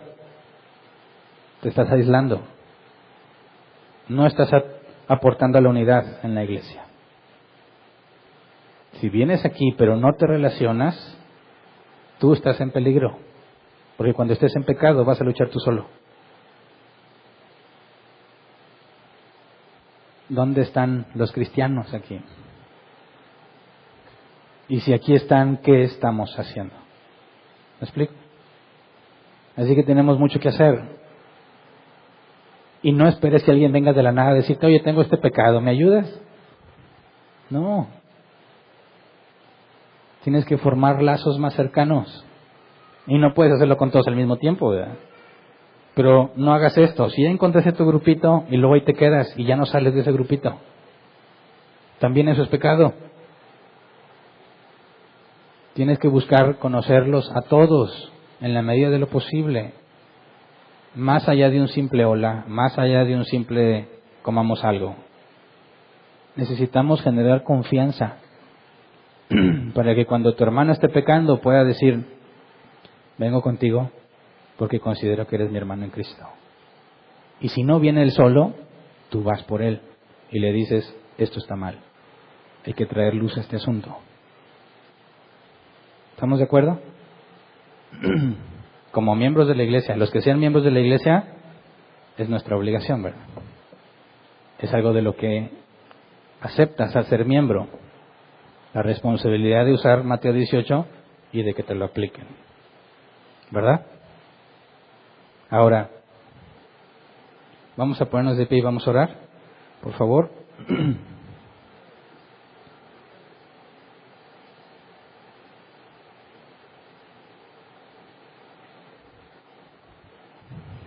¿Andas cargadón o andas ligero? En ambos casos hay que ayudar a los demás, ¿verdad? ¿Ya identificaste tus debilidades? ¿Ya viste a otro que las tiene? Si tú estás batallando con las tuyas, ve con el que sabes que las tiene y trabajen juntos. Por favor, entiende que el modelo de Moisés en el desierto no es el modelo de la iglesia. ¿Me explico? ¿Qué hacía la gente cuando quería saber algo o arreglar algo con Dios en el tiempo de Moisés? Iba con Moisés. Jetro le tuvo que decir, no haz así, ¿verdad? Divide distintos jueces. Bueno, en la iglesia eso no es así. Si tienes debilidad y todos quieren venir conmigo, no voy a poder.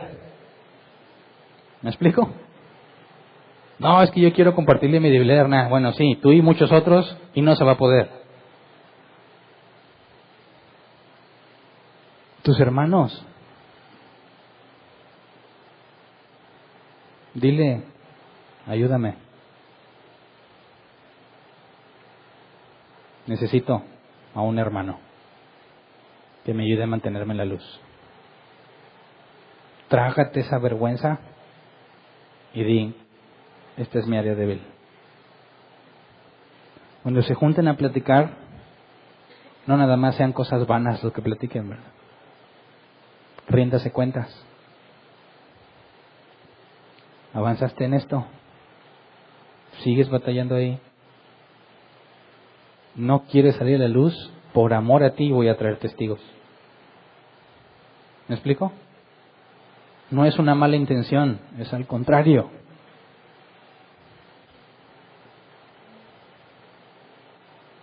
Por favor, apliquemos Mateo 18. Casi nadie lo aplica.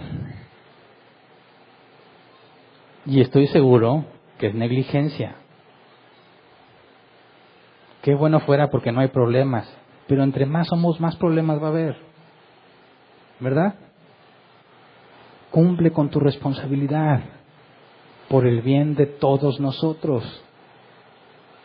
¿Ves algo equivocado? No lo dejes pasar. Trátalo. Con humildad, como dice Pablo, sabiendo primero que tú eres débil. No digas, yo no me meto. Eso es falta de amor. Oye, es que es muy vergonzoso. Qué lástima. Pero si sigue en la oscuridad, va a ser peor. Date cuenta que si realmente amas, vas a llevar la luz. ¿Me explico?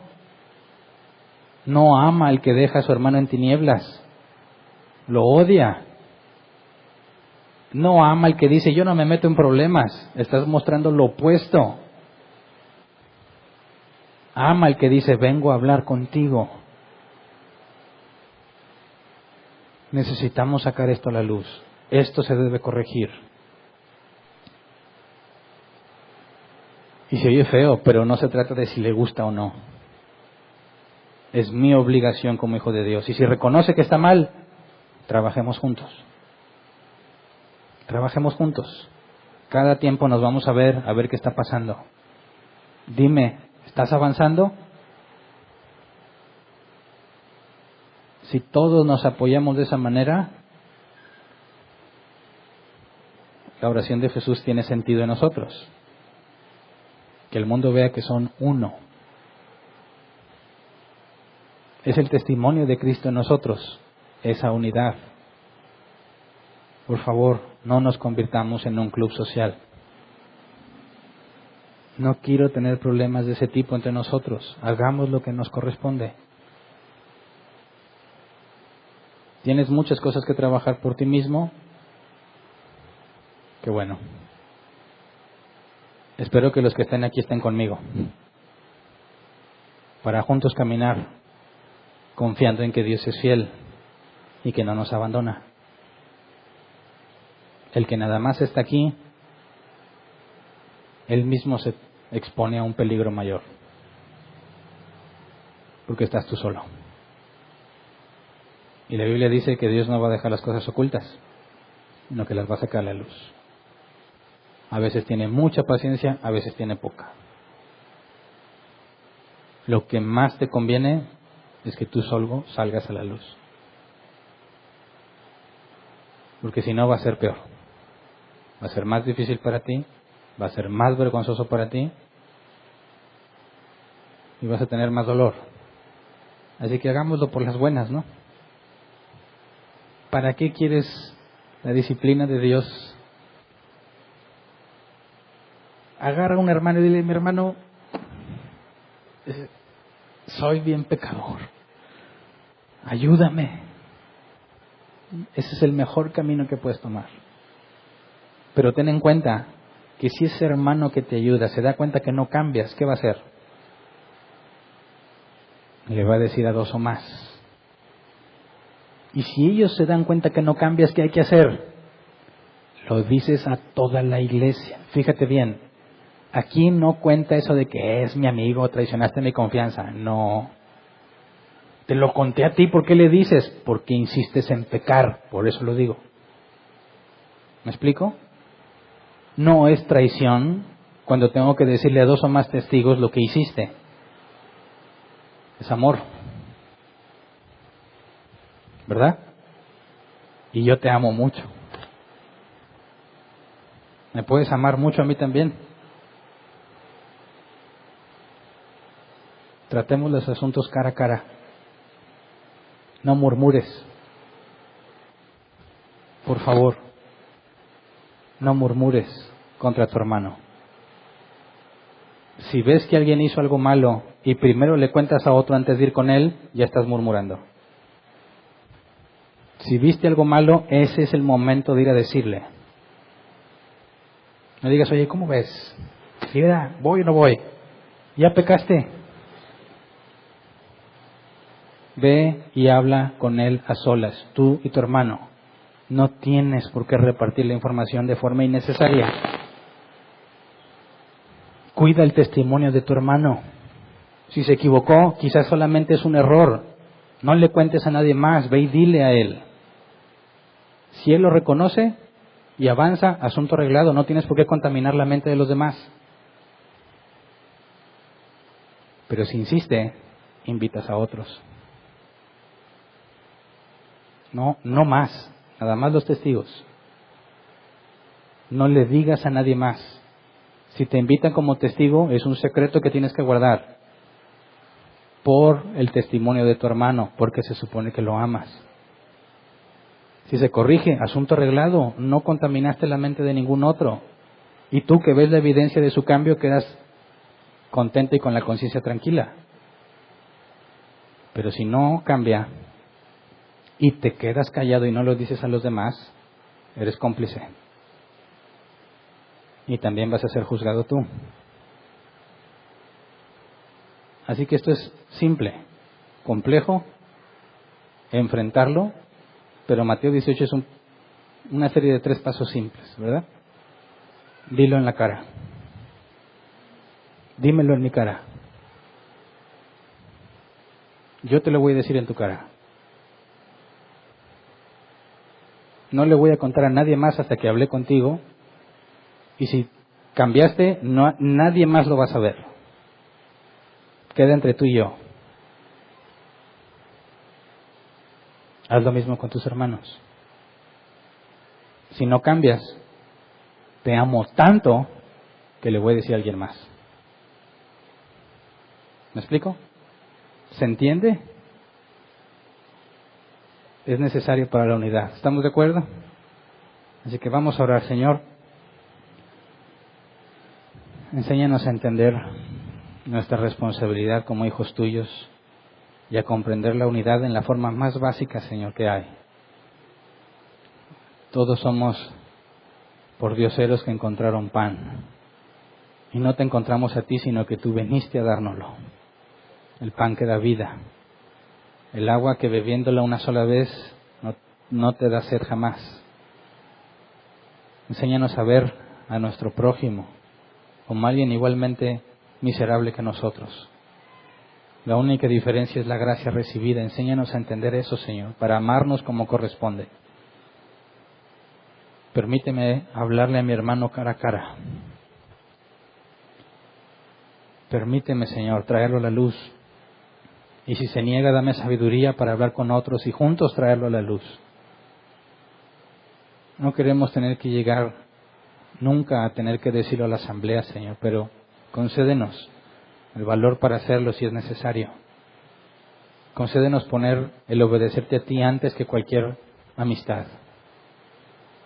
Enséñanos a valorar tu escritura y tu palabra y a ponerla en práctica tal como es. Enséñanos a entender que debemos caminar en la luz y que si confesamos nuestro pecado, dice la palabra, tú eres fiel y justo para perdonarnos. Cámbianos, Señor, para ser cada vez más útiles en tus propósitos. Enséñame a llevar la carga de mi hermano, identificar al que está batallando y acercarme y ofrecerle mi apoyo para avanzar. Concédenos, Padre, que podamos tener la confianza de que si somos sorprendidos en pecado, no simplemente se nos va a declarar culpables, sino que vamos a recibir la ayuda de nuestros hermanos para avanzar. Enséñame a entender que no estoy solo en esto, que no estamos solos, que estamos unidos en la luz, que tú eres fiel y que tú pondrás hermanos en nuestro camino que nos ayuden a avanzar, que nos ayuden a enfrentar los retos que hemos fallado en cumplir, que nos ayuden a controlar las áreas que tenemos en tinieblas. Enséñame a encontrar la forma de mostrar a mis hermanos que estoy para apoyarlos, que cada uno en lo individual pueda ser alguien que transmita confianza a su hermano, alguien que inspire la vida cristiana, no porque es perfecto, sino porque confía en Dios a pesar de sus errores. Enséñanos a caminar juntos, Señor, a luchar juntos, a ver por el bien de cada uno de nosotros, Señor. Enséñanos a vernos como hermanos, Padre, que podamos estar juntos en la luz, para que el testimonio de que estás con nosotros sea visible a todos. Ayúdame a no enojarme, ayúdame a controlar mi carácter, ayúdame a buscar la paz, a estar consciente de mis debilidades, a estar consciente de las debilidades de mis hermanos, a tolerarnos unos a otros cuando nos estamos esforzando, pero al mismo tiempo no nos conceda ser cómplices de las malas obras de alguien. Concédenos no formar parte ni tomar parte en las cosas malvadas u ocultas. Concédenos, Señor, no caer en murmuración. Que podamos tener la conciencia tranquila, que podamos vernos a los ojos sin sentirnos ni inferiores ni superiores, sino como iguales hijos tuyos, con un solo maestro, con un solo hermano mayor. Que esto, Señor, que estamos aprendiendo, se convierta en un hábito en nuestras vidas. Que podamos ver hermanos que luchan y que cambian en sus distintos problemas. Concédenos ver la evidencia de que tú restauras, de que tú disciplinas. Danos el ejemplo, Señor, entre nosotros. Que si alguno de nosotros cae, podamos ver también la evidencia de que tú lo levantas, Señor. Que podamos confiar en que si has levantado a otros, también nos vas a levantar a nosotros. Quitarnos de la mente la idea de que no se puede, sino confiar en que según tu fidelidad, tú nos llevarás en aumento, como la aurora. Dice tu escritura, los justos son como la aurora que va en aumento hasta que el día es perfecto. Enséñanos a confiar en ti, a poner la mirada en ti, a confiar en nuestros hermanos, para que podamos luchar juntos, avanzar juntos y ver tu poder entre nosotros, Señor. Es lo que te pedimos, de acuerdo a tu voluntad, en el nombre de Jesús. Amén.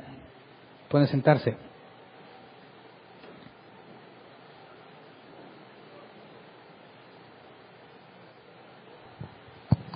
Gracias.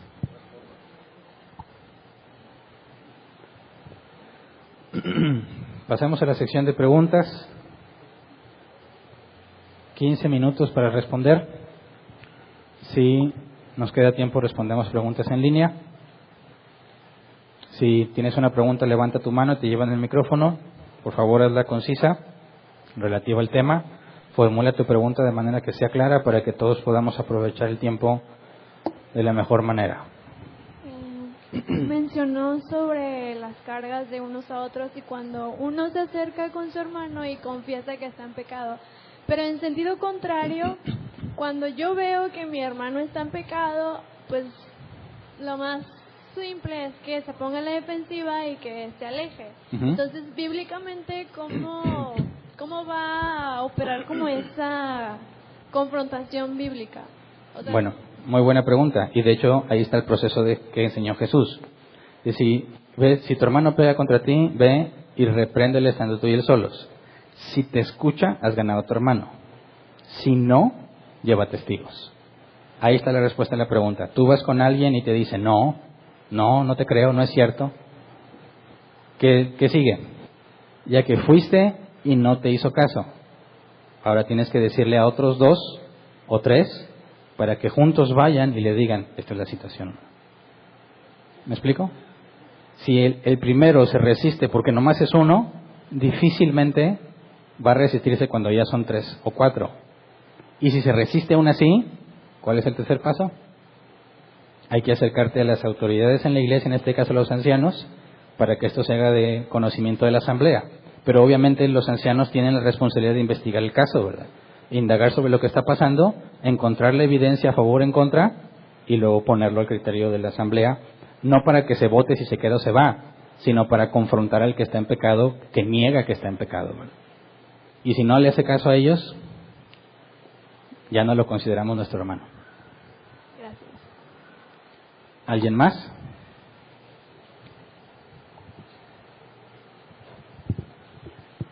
Buenas tardes. Buenas tardes. Hernán, yo tengo una duda y es con relación a la comida. Digo, a lo mejor no se ve que yo como mucho, pero como mucho. Antier me eché Bendecido eres tú. Sí, la verdad es que antier me eché unos tacos, ayer me eché un carne asada, hoy voy a comer carne asada otra vez. El martes, gracias a Dios, Dios me lo permita llegar, cumplo 31 años, entonces... ¿Vas a comer pastel? Sí, o sea, definitivamente pues como mucho. Además, tengo una dieta bastante pues de papas, galletas y muchas cosas, ¿no? Entonces, pero pues la verdad mi cuerpo no lo refleja, no refleja eso de que como mucho. Entonces, mi duda es, aplicado a esto que estabas comentando, digo, ¿estaría yo en pecado por comer de la manera en la que estoy comiendo? Digo, en mi caso muy particular, ¿verdad? La Escritura dice, todo me es lícito, mas no todo conviene. Todo me es lícito, mas no todo edifica. Ahora, si tú te das cuenta que tienes un desorden alimenticio, aunque no sea visible, sabes que no estás administrando bien tu cuerpo, ¿verdad? Y aunque no haya un factor visible, te estás dañando por dentro. Y yo lo comenté el tema pasado, hay muchas personas que no están obesas y mueren porque tienen las venas saturadas de grasa por sus malos hábitos alimenticios, ¿verdad? Entonces, si tú sabes que estás abusando o estás dándole un mal uso a lo que Dios te dio, eso es pecado ya en esencia, ¿verdad? No estás administrando bien y debieses hacer cambios. Ahora, estando tú casado, tu primer filtro es tu esposa, ¿verdad? Si tu esposa te ve así, es la primera que debe decir, oye, hay que hacer algo al respecto. Ahora, si los dos son así, entonces ya es más peligrosa la situación, porque estando ustedes dos solos, van a comer desordenadamente, ¿verdad? Necesitan invitar a alguien para que ayude a controlar la situación, ¿verdad? Primero tienes que intentarlo tú solo, ¿verdad? Si no puedes, te apoyas con tu esposa. Si también ella tiene ese mismo problema, necesitan el apoyo de alguien más. ¿Me explico? Bueno, y ahorita vi que pusiste el de Proverbios 23:2, si no mal no recuerdo, que específicamente habla acerca de eso, de glotonería. la glotonería, ¿no? Digo, pero mi pregunta es la siguiente, o sea, es que no entiendo ese versículo, porque si yo lo del contexto, no precisamente habla de eso. O sea, realmente el contexto está hablando de otra cosa, no está hablando de la glotonería en sí, está hablando de los deseos que tenemos por pensar que una persona tiene más y queremos tener lo que otra persona tiene. O sea, realmente es el contexto. Entonces no sé, o no me queda muy claro si este versículo lo puedo usar exclusivamente para hablar de la glotonería en sí, o lo usaste para dar fuerza al argumento de que pues comer de una manera desordenada es equivocada, para entender bien cómo aplicar este versículo, pues. Sí, mira, versículo 20 y 21. No te juntes con los que beben mucho vino, ni con los que se hartan de carne, pues borrachos y glotones, por su indolencia, acaban harapientos y en la pobreza. Ok, ese es otro. Es el mismo proverbio, ¿verdad? El 23. El versículo 2 es, ¿tienes problemas con tu apetito o con tu glotonería? Domínate. Pero luego te dice claramente que tienen un problema esos dos y no te aconseja que te juntes con ninguno de los dos, tanto del borracho como del glotón. Ah, bueno, pero ese es un consejo de una amistad, ¿no? Claro. O sea, no hacer, digamos, amistad o procurar ese tipo de amistades. Porque tienen un problema los dos, ¿verdad? Que están dominados por sus deseos. Por eso es que decir que cuando dice que si tienes problemas de apetito, domina tu glotonería, aplica al que está dominado por sus deseos de comer. O sea, me parece que no estoy sacándolo de contexto. De hecho, esa es la advertencia. Ni siquiera te juntes con ellos, porque su fin no es bueno. Acaban harapientos y en la pobreza. Ok, entonces más que lo estoy entendiendo mal, porque dice el 1, dice, cuando te sientes a comer con algún señor, considera bien lo que está delante de ti, y pon cuchillo a tu garganta si tienes gran apetito. Esta es otra versión, tú le estás leyendo la NBI. ¿NBI? Sí, dice, no codicies sus manjares delicados, porque es pan engañoso. No te afanes por hacerte rico, sé prudente y desiste. Entonces, creo y entiendo yo que este versículo en sí está hablando de otra cosa totalmente distinto, que no es meramente el deseo de la comida como tal, sino es el deseo de desear algo que creemos humanamente que está mejor que nosotros. Ok, Es decir, una entonces, persona, ¿tú consideras que ser glotón no tiene nada de malo? no estoy hablando de eso, o sea, Sí, yo porque creo, aquí el consejo considero que tenemos, como tú me dijiste ahorita, o sea, la verdad es que yo me hago exámenes cada cierto tiempo para ver cómo estoy en mi salud, y si ya veo que estoy, o sea, yo de repente digo, ¿sabes que este short ya no me está quedando? Le bajo, o sea, automático. Qué bueno, pero de eso se trata. No es como que vaya, es que yo nunca había considerado esta parte que estás diciendo, que estar comiendo mucho es pecado. No es tu debilidad. Si ves que empiezas a engordar, dejas de hacerlo. Pues le batallo, la verdad es que Pero me gustan mucho las galletas. ¿es tu área débil o es un problema que dominas? Tú mismo dijiste, No, sí, si yo estoy batallando, pues dejo de hacerlo. Es controlado, sí. Ah, bueno, esa es la diferencia. Hay personas que esa es su área débil y no pueden decir, ya no me queda el shorts, en lugar de decirle paro, dice, pues me compro uno más grande para seguir comiendo. Así, el hecho de que esa no sea un área débil, no invalida el consejo que te da de no juntarte con los glotones, porque están mal, ¿verdad? Ah, no, sí, definitivo. Y ese es mi punto, ¿verdad? No te juntes ni con los borrachos ni con los glotones. Los cristianos despreciamos a los borrachos, pero nos hemos convertido en glotones. Y ese era mi punto. Los dos están mal, tanto el borracho como el glotón. Sí, o sea, de hecho Proverbios habla mucho de eso, de muchos consejos de vida. Y sí, realmente no es juntarnos con un cierto tipo de gente, digo. Y creo que Proverbios 1, no juntarte con las personas que van y procuran el mal de la otra persona, etcétera, etcétera, etcétera. Pero yo creo que sí, en cierta parte, pues, si una persona tiene un problema, pues sí tendría que, a lo mejor, platicarlo, ¿no? Ese es el punto, ¿verdad? Ya, gracias. Okay. ¿Alguien más? Acá hay dos.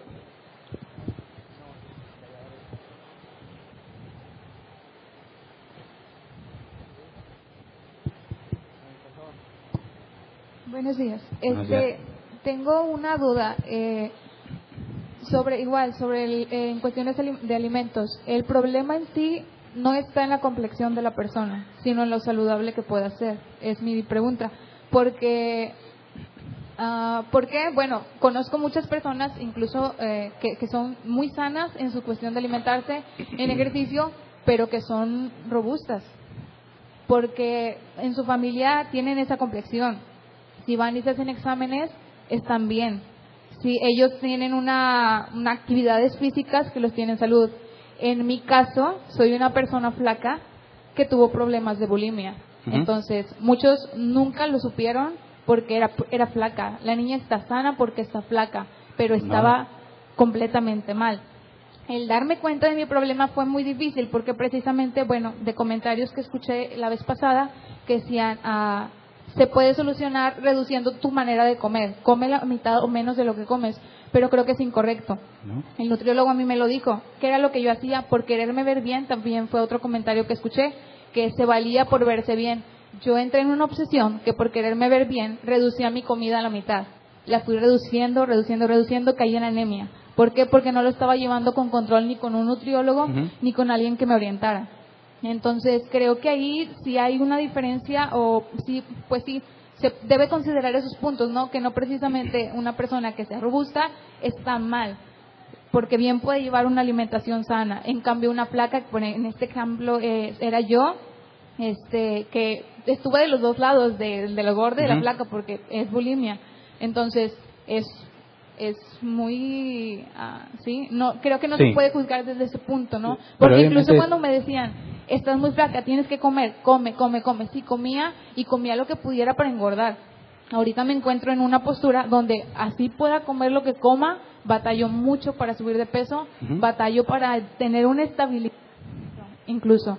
Entonces, en esa cuestión sí tengo eso como que, no sé si se puede hacer esa aclaración o así, porque creo que hay muchas personas que a lo mejor pueden tomar eso y verse un poco robustas y decir, ¿sabes qué? Acomodé lugar, tengo que reducir, y ese es mi miedo, ¿no? Que las personas que queden como que con esa idea y por no tener económicamente, lo que hagan es reducir sus alimentos y vayan y caigan en una anemia o a un problema más grande como el que yo estaba pasando. Sí, bueno, mira, desde la primera vez dije, yo voy a hablar de la obesidad porque es el problema más común de los mexicanos. Y obviamente hay excepciones, ¿verdad? Esas excepciones no las puedes tratar de la misma manera. Y salió una pregunta, bueno, ¿qué pasa a los que tienen problemas en la tiroides y eso? Bueno, es una situación que ellos no está en sus manos cambiar, pero ellos tienen otra área débil entonces, ¿verdad?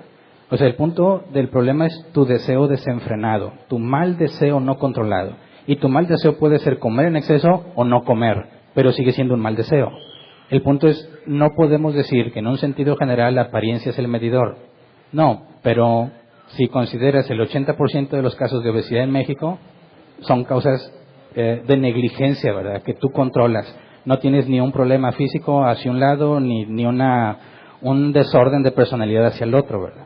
Eso es el enfoque que tenemos y es el de mayoría de los casos. Cuando alguien tiene una situación excepcional, obviamente se tiene que lidiar de otra manera, ¿verdad? Pero cualquiera que diga, bueno, no voy a comer porque me quiero ver bien, yo no considero que eso sea pecado. Bueno, pero cuando tienes una obsesión, hasta que no haya vanidad. Exacto, bueno, mira, ¿cuál es una de las tareas del esposo y de la esposa? Ver el mundo y cómo agradar a su marido, ¿verdad? Entonces, cuando lo vimos en el curso de matrimonios, tenemos una responsabilidad de mantenernos agradables a nuestra esposa, ¿verdad?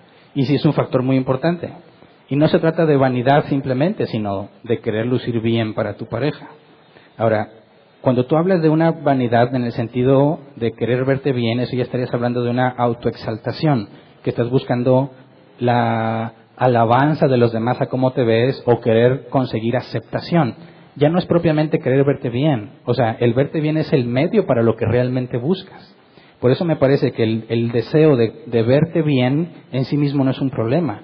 Pero si lo vas a usar como un medio para conseguir amor, eso ya es otro problema. Demostrarle a los demás que estás adelgazando y que ya eres una persona que está mortificándose. Exacto. Pero si te fijas, no era el problema el querer verte bien, sino el usarlo como un medio para lograr otra cosa que no es válida. Sí, eso solamente era como que mi duda, y lo que me decaía es porque tenía ese temor, que las personas se quedaran, porque he escuchado muchos comentarios de estos temas donde sí se están enfocando mucho en cuestiones de apariencia física más que de salud, y pues es como usted dice, es en cuestiones del desenfreno de nuestros deseos. Exactamente. Más que nada. Okay, gracias. ¿Alguien más? Allá no. Bueno, sí, no sé si alcancen. Allá había atrás, rápido. Buenas tardes ya. Oye, hermano, la semana pasada me faltó un versículo de Efesios 4, la nueva vida en Cristo, sobre el versículo 30, dice, y no contristéis al Espíritu de Dios, con el cual fuiste sellados para el día de la redención. En el caso, ¿cuándo lo contristamos o cuándo lo entristecemos? ¿Cómo ¿Cómo es la reconciliación? Bueno, velo de esta forma. El Espíritu Santo odia el pecado, ¿verdad? Es el Espíritu Santo, hablando en la Trinidad, quien te renovó, ¿verdad? El Padre elige, Jesús redime y el Espíritu regenera y preserva, ¿verdad? Ok. Él te renovó, mora contigo. Él te guía todo lo bueno. Cuando pecas, ¿qué le estás diciendo al Espíritu Santo? No me importa lo que tú quieras, voy a hacer lo que yo quiero. Ese es el hecho de decir, estás contristando al Espíritu. Él está a tu favor, Él hace todo por ayudarte, pide lo que tú no sabes pedir y tú constantemente le das la espalda y le das la espalda. Eso es la parte práctica de contristar al Espíritu, ¿verdad? Estás haciendo lo opuesto a lo que Él quiere. Y la Biblia nos habla de estas emociones antropomórficamente hablando, ¿verdad? Que nosotros experimentamos de una manera que podamos entender que también Dios tiene emociones y que no le es agradable que le des la espalda a quien está contigo siempre buscando tu bien. ¿Me explico? Entonces en la edificación es cuando estamos llenos del Espíritu. Viviendo en el Espíritu es guiados por Él, haciendo lo que a Él le agrada, ¿verdad? Ahí ya no estaría triste en ese sentido, ¿verdad? Gracias. Ok, se nos acabó el tiempo.